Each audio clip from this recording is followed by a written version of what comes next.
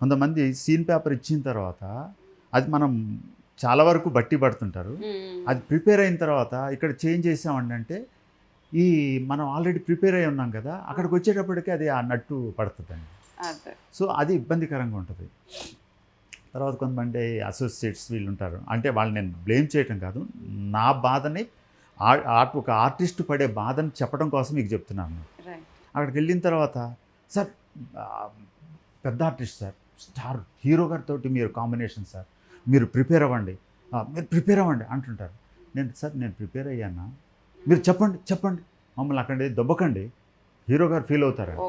So దీంతో సగం మనకి నిజంగా హీరో గారితో మనం చేస్తున్నాం కాబట్టి మనం ఏదో చేయాలి, మనకు తెలియకుండానే ఒకలాంటి భయం ఏర్పడిపోతుంది.